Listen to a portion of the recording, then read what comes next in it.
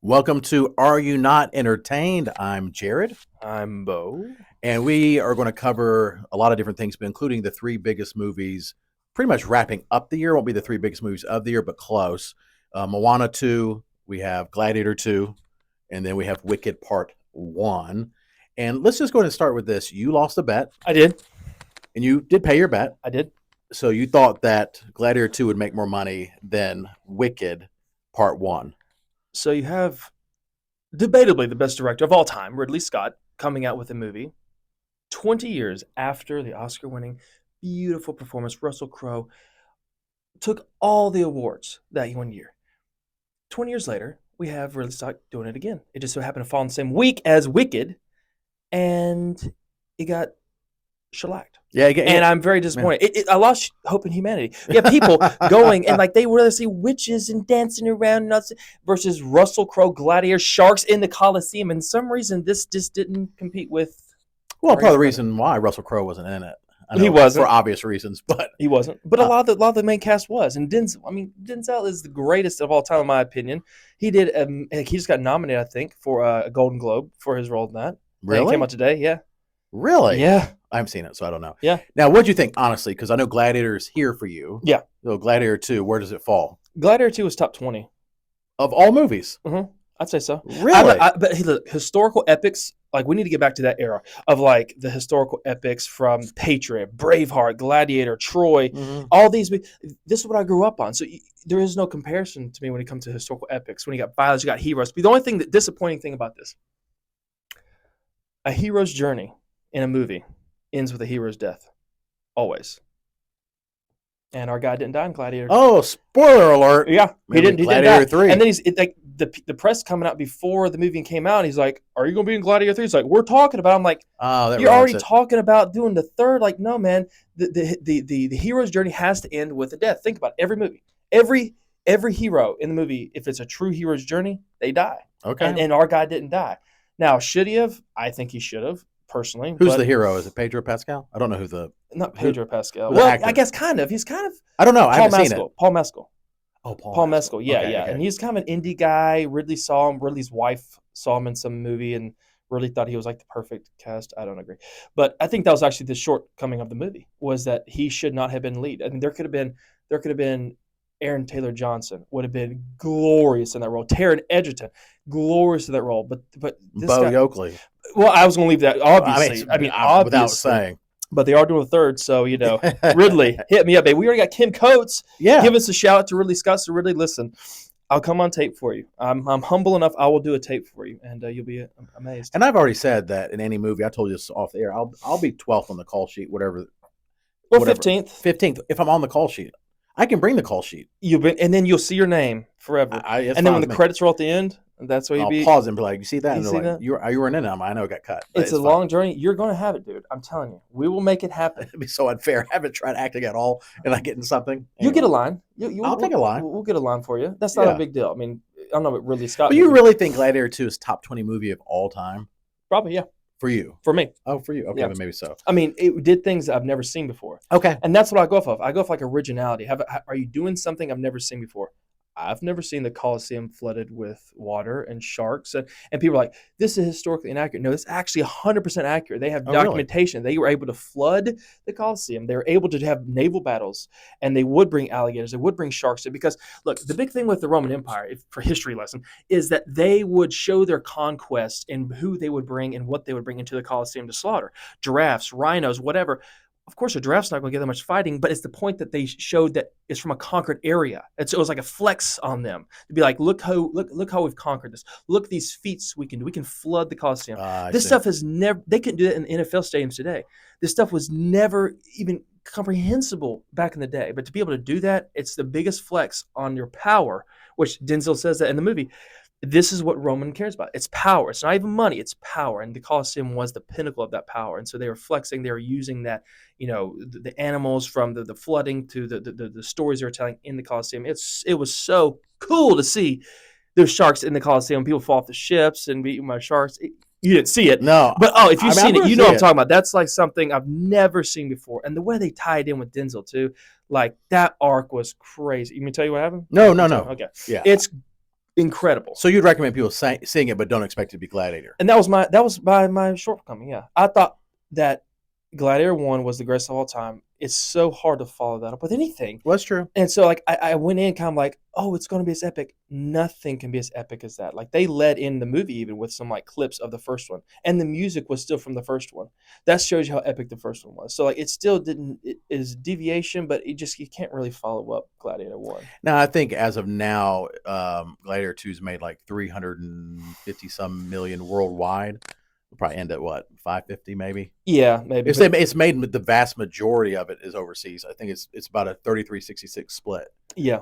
And so, which is interesting, but because I think it's made a little over 100 million in the United States. Yeah. Yeah, it's definitely not going to do anything close to what the original Gladiator did. I mean, I heard Russell Crowe talking about that he was, in Italy with his family, and that the Pope heard that he was actually in Italy, and the Pope welcomed him as like a borderline saint to come in to tour the Vatican, like behind the scenes. Like, no one could see this stuff because he was in Gladiator 1. The Pope like extended this, and he's like, you're Italian by heritage now because you did this movie. So yeah. Well, a movie that beat Gladiator easily. I think Gladiator has taken them 3 weeks to do what Wicked did in 1 week in the United States. What does that disclose about our society? Is that people have a good sense of taste in entertainment. No. Well, Wicked's been a successful book, successful Broadway musical, and now a very successful movie. And Cynthia Erivo, I say her name wrong a lot. When I saw she was cast as Elphaba, I'm like, who is she? I've never seen her in anything. I'm obviously Ariana Grande.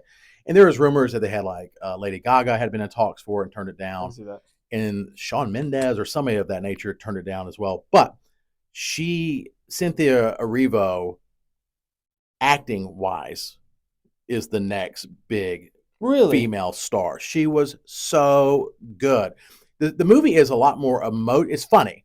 You'll like it because it has a lot of sense. It has a lot of humor, especially Galinda, played by Ariana Grande, is hilarious. She nails it. Do you see it, Roy? Producer Roy? No. And because I was like, I don't know who this Cynthia lady is. Yeah. But if she will be nominated, I'll make a bet with you right now, for an Academy Award for this role. And if she wins, she'll have an EGOT. Because she has Tony, she has the Grammy, and she has an Emmy already. I think it's the Oscar. So she's like the most unknown successful actress. Because I was seriously skeptical. She is phenomenal. Her range of emotion, her ability to be funny when need be, but her emoting and crying and and just feeling anger. She's great. She stole almost every scene she was in. Well, I'll tell you what stole it for me was her interviews with Ariana Grande. Those are weird. And the cringiest interviews I've ever seen in my life. That made me not want to see it. That's what it did to me. I was like, oh my God. And I don't know if it's this self-precious like ideation of like, oh, we're, doing so many impactful things. Like, you're an actor. Right, you're pretending. Just relax. But people they're trying to connect, and like it's so cringe. It's like an SNL skit. I thought it was an SNL skit. Yeah, like somebody did like a parody. I don't know if you sent it to me. They did a parody, and it was like, yeah.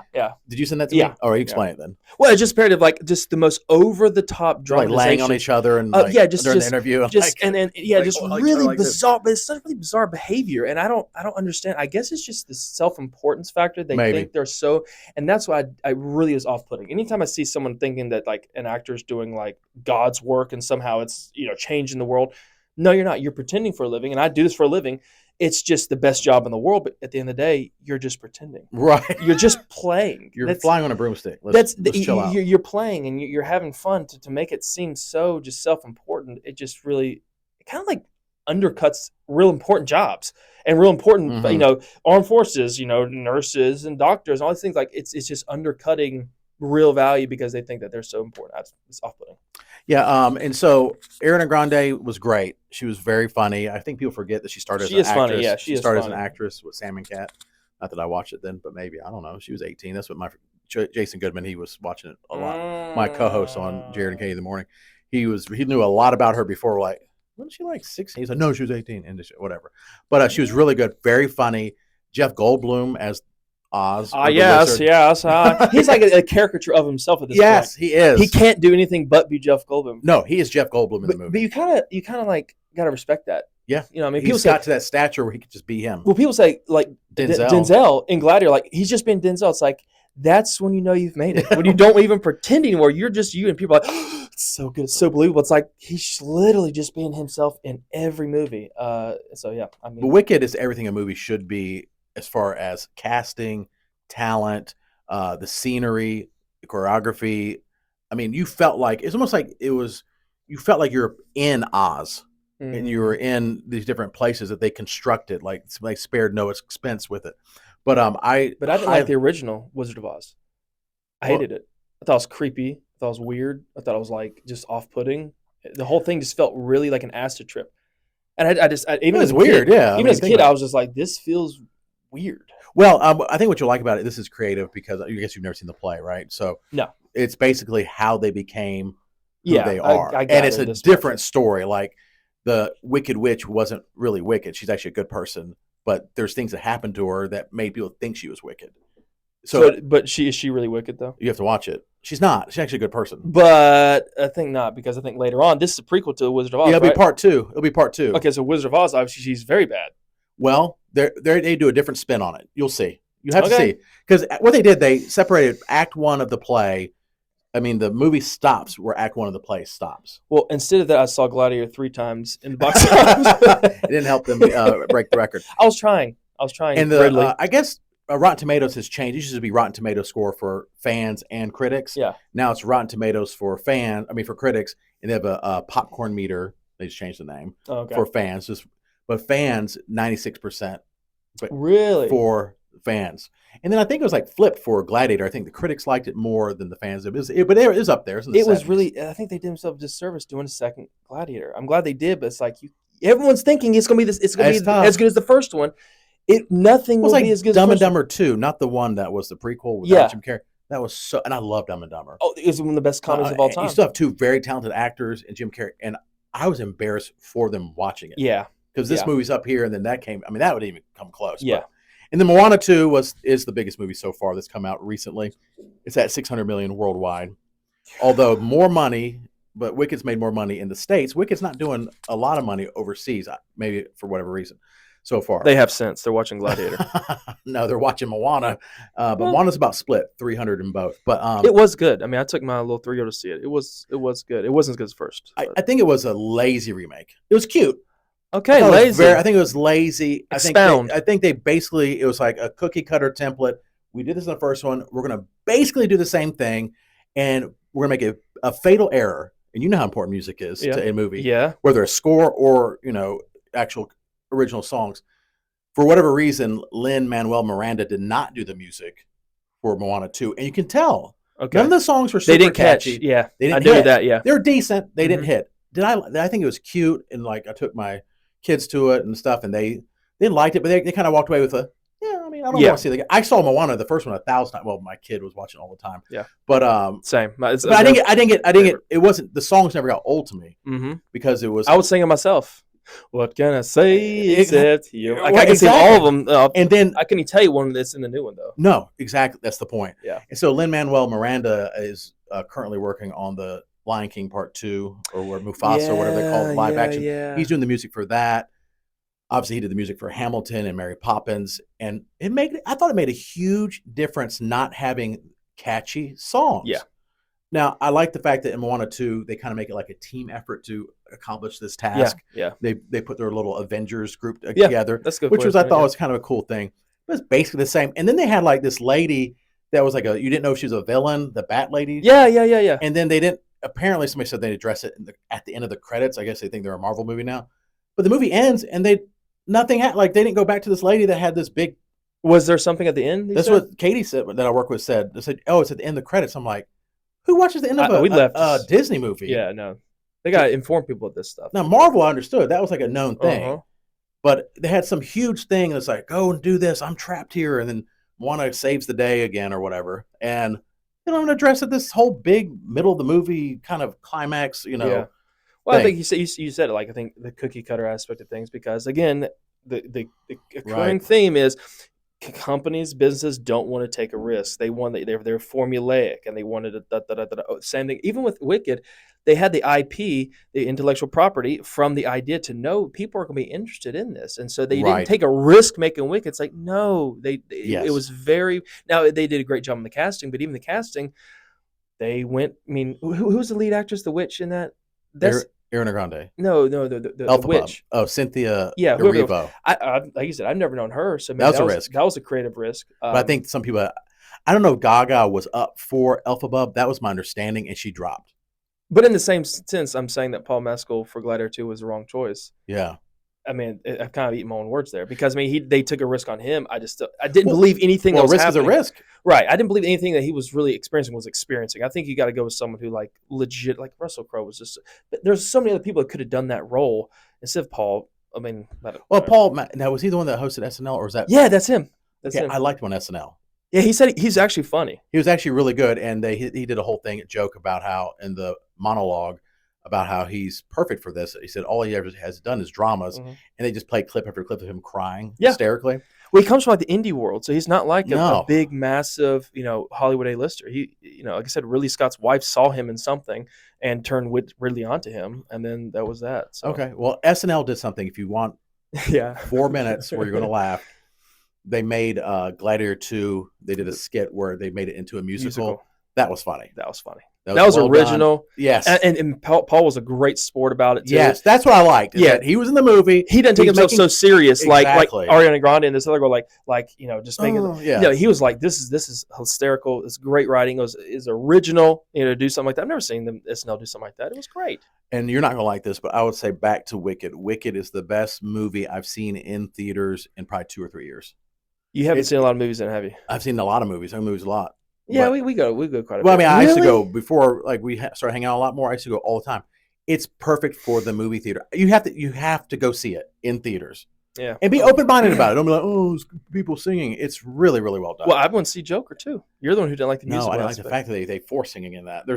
I go to a musical and it had no music. I'd be like, where's the music? You go to Joker 2 and it turns to a musical. Like, what are you doing? And it ruined it. Well, it hurt it.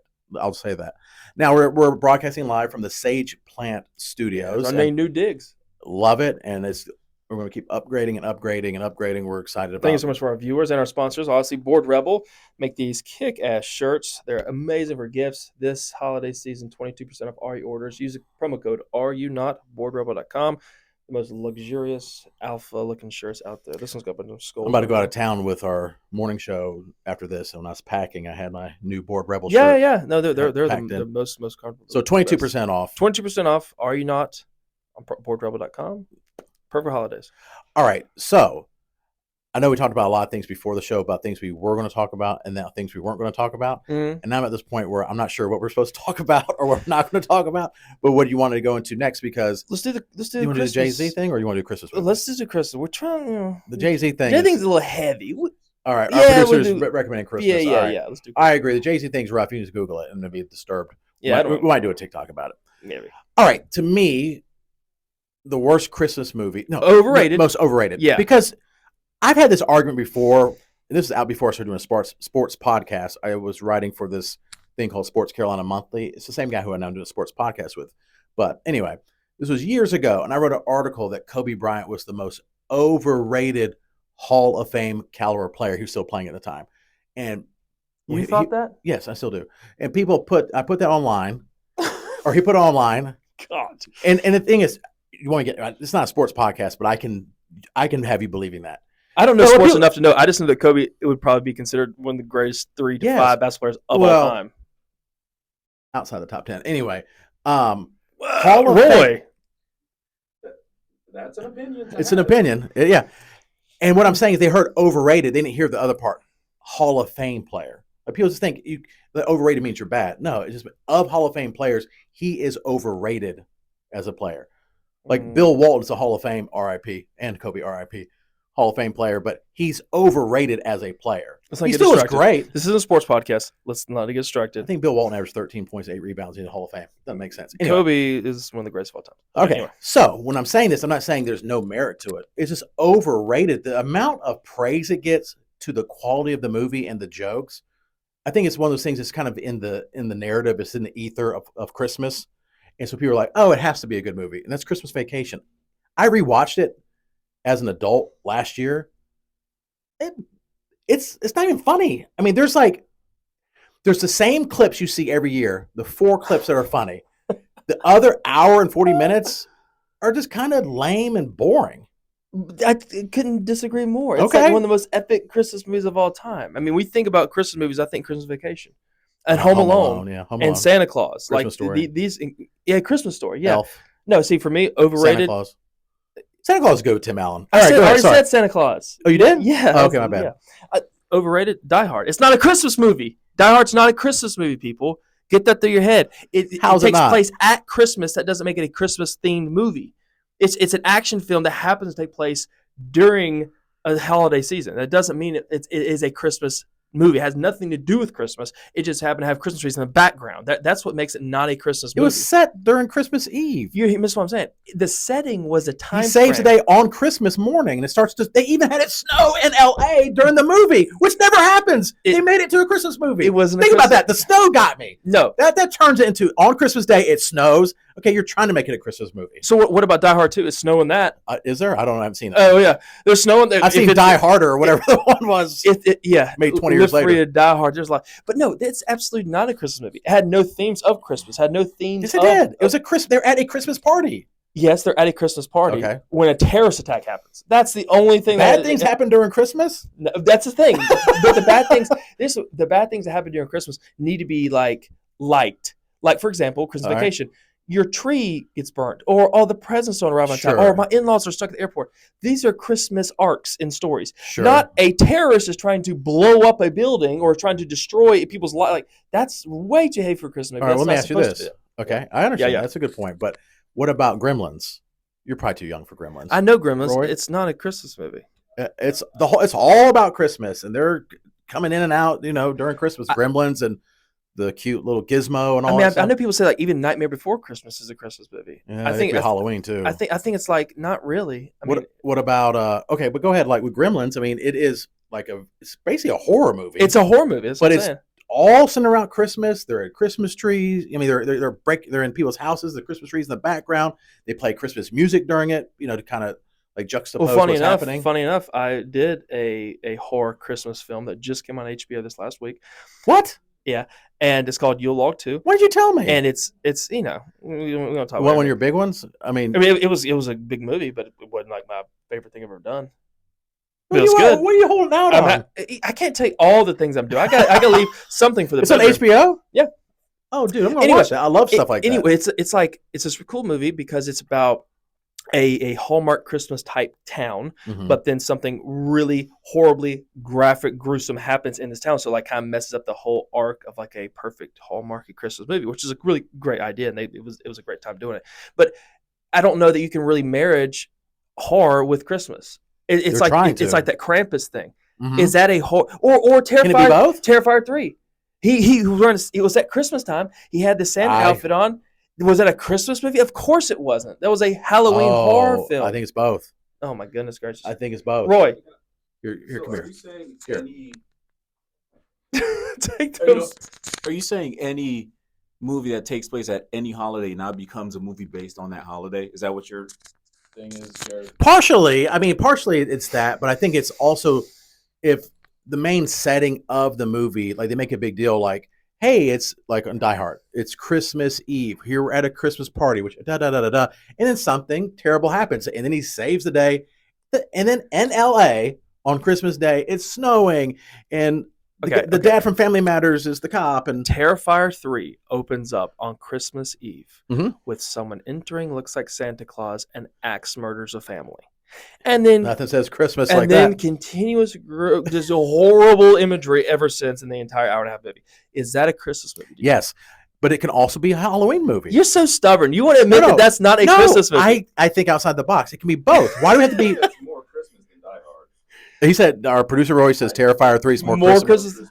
Just because it seems like it follows the guy's dressed as Santa Claus. And He he is- follows throughout Christmas, and it's like people are doing their Christmas things. Yeah. And And There is more Christmas imagery in Terrifier 3 sure. than there is Die Hard. For sure. He wears the Santa outfit the whole time. The ending scene is like around the Christmas tree and all that stuff going on in the living room there. Now, He's kind of like the Grinch. Yeah, he is the Grinch. Right. Is the Grinch a Christmas movie? It's all negative. Yes, okay, it is. Because at the end, come on. At the end, his heart grows 3 sides. It has to have a happy ending or no? Yeah, it has to. I think so. Christmas movie does. I mean, I prefer it to. Because Christmas movies, I think, are about like restoring hope and happiness and love and giving and all these things. And to like counteract that with, some, horrible ending. What about Violent Night? Have you seen that? I haven't. You seen that? Producer Roy? He says Christmas movie. Oh, it's incredible. It's what's his face who was in David Stranger Harbour. Things. David Harbour. He plays Santa Claus, and I know about it. He's a reluctant Santa. He doesn't want to be Santa Claus anymore. It's good. Anyway, I love that movie. I'll watch it. I'll watch it this week. It's so fun. I mean, and John Leguizamo is a great villain. Like, you freaking hate that dude. But it's funny. It's some tongue in cheek stuff. But it is when they say violent, they invent ways to kill people with things happening around Christmas. Worse than Terrifier.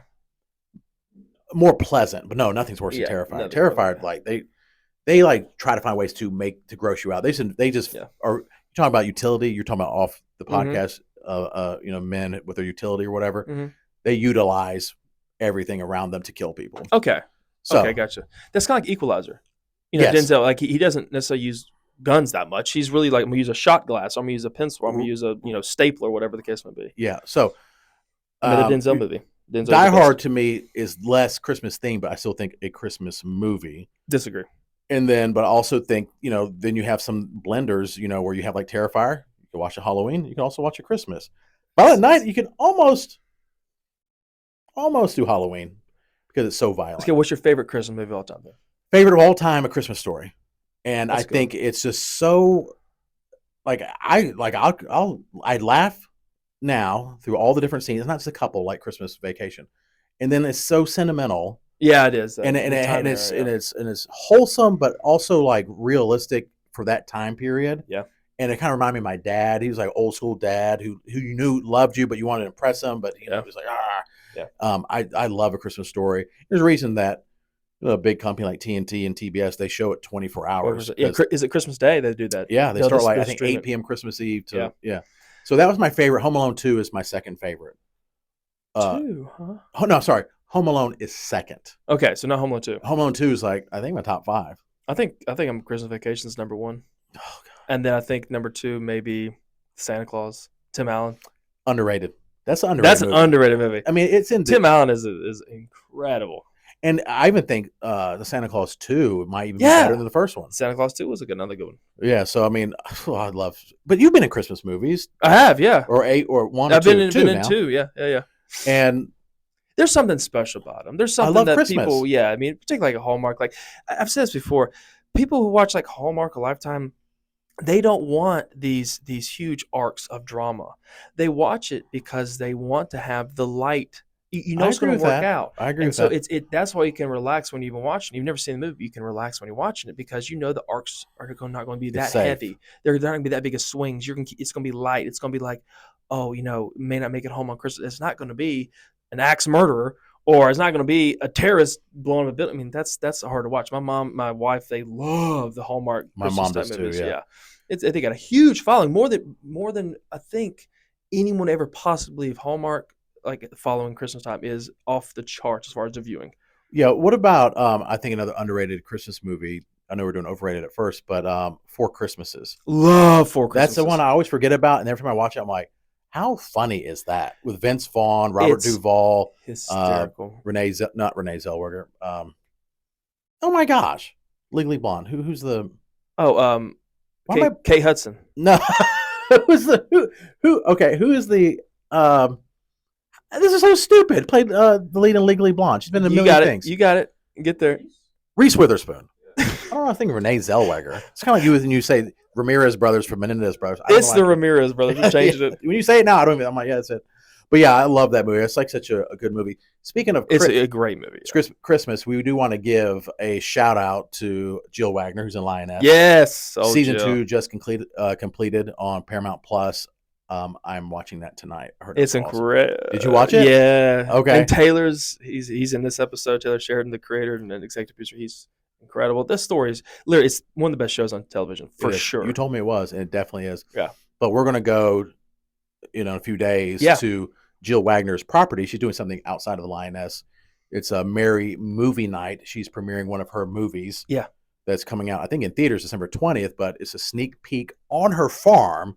And She's gonna be there, and Jesse Hutch, the other lead actor, and is gonna be there. yeah, and so we're going to be there. It's open to the public. You just got to buy tickets, and they're going to have obviously Christmas trees and like That'll be hay fun. rides and all sorts of Like a Hallmark village. yeah, basically everything Christmas you can imagine. It's like an awesome opportunity to have make Christmas memories with your family. Yeah. And then also be with an actor who's exploding. And Jill Mhm. Wagner plays Bobby on Lioness with Nicole Kidman and Zoe Saldana and all them.